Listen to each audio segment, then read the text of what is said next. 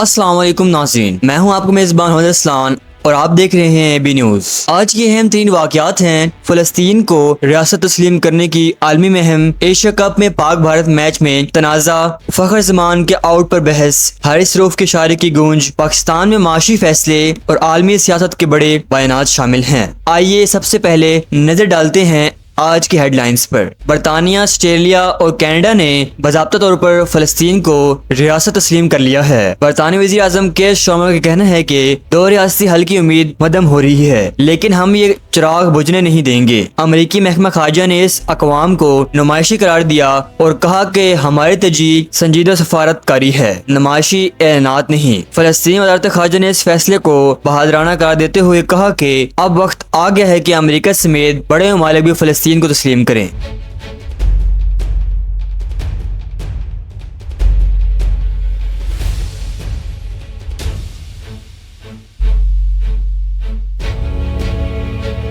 France आज बाज़ाब्ता तौर पर फ़लस्तीनी रियासत को तस्लीम करेगा। आईफल टावर पर फ़लस्तीन और इसराइल के परचम अवेज़ा किए गए हैं, जो पेरिस की अक़वाम मुत्तहिदा में फ़लस्तीनी रियासत की हिमायत का वाज़ेह इजहार है। फ्रांस के सदर इमानुएल मैक्रोन ने अमेरिकी टीवी को इंटरव्यू में कहा कि इसराइल की हमास के खिलाफ हिकमत अमली नाकाम हो चुकी है। इनका कहना था कि हमास को खत्म करना जंग का हल नहीं, गजा जंग इसराइल की साख को नुकसान पहुंचा रही है और 2 रियासती हल के इम्कानात को कम कर रही है।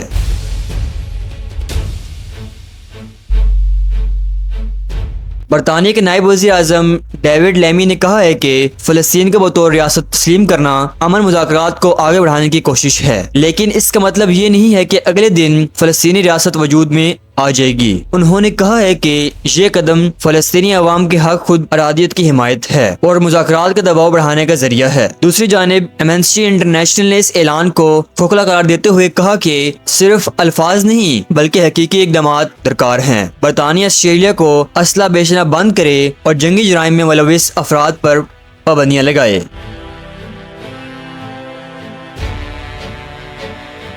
एशिया कप के सुपर 4 मैच में फ़खर ज़मान को मुतनाज़िर आउट देने पर क्रिकेट माहिरीन और शायकीन बरहम हैं। थर्ड एम्पायर रोशरा पिल्यागोरोगे के फैसले पर साबिक क्रिकेटर्स ने कहा कि जब एंगल वाज़े ना हो तो बैट्समैन को डाउट का फायदा दिया जाना चाहिए। सोशल मीडिया पर भी शदीद रद्द-ए-अमल सामने आया है और शायकीन का कहना है कि यह फैसला साफ तौर पर गलत था। पाकिस्तान के कप्तान सुलेमान अली आगा ने कहा कि फ़खर ज़मान शायद आउट नहीं थे, लेकिन एम्पायर का फैसला ही मानना पड़ता है।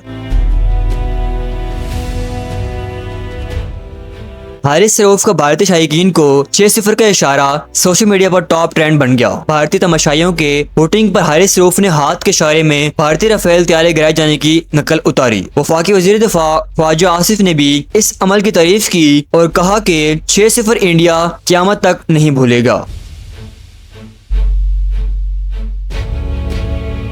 भारतीय बैट्समैन सूर्य कुमार यादव ने कहा कि पाक भारत मैच को अब रवायती रिवरली कहना दुरुस्त नहीं, क्योंकि भारत मुसलसल जीत रहा है। उन्होंने कहा है कि मैच का टर्निंग पॉइंट 10 ओवर के बाद आया, जब भारतीय बॉलर्स ने लाइन और लेंथ बदलकर पाकिस्तान को दबाव में डाल दिया।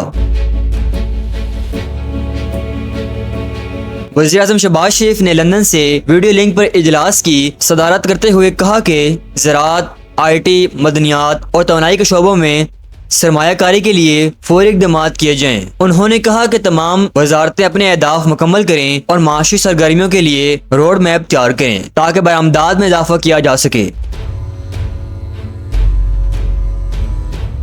जुडिशल कम्प्लेक्स हमले केस में PTI रहनुमा असद कैसर के वारंट गिरफ्तारी जारी कर दी गई है। अदालत ने हुक्म दिया है कि इन्हें गिरफ्तार करके पेश किया जाए। केस की मजीद समाअत 6 अक्टूबर तक मुलतवी कर दी गई।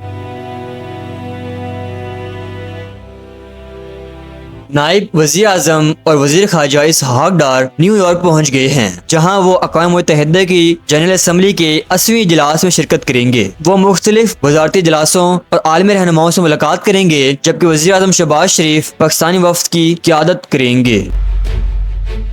ये थी सुबह से लेकर अब तक की सबसे अहम खबरें। फ़लस्तीन के मसले पर आलमी सतह पर बढ़ते हुए दबाव से लेकर क्रिकेट के मैदान में तनाज़ात और पाकिस्तान की माशी पॉलिसी तक हमने आपको हर बड़ी खबर से आगाह किया। अपना और अपना इर्द गिर्द के लोगों का ख्याल रखें। मिलते हैं अगली वीडियो में, तब तक के लिए अल्लाह हाफिज।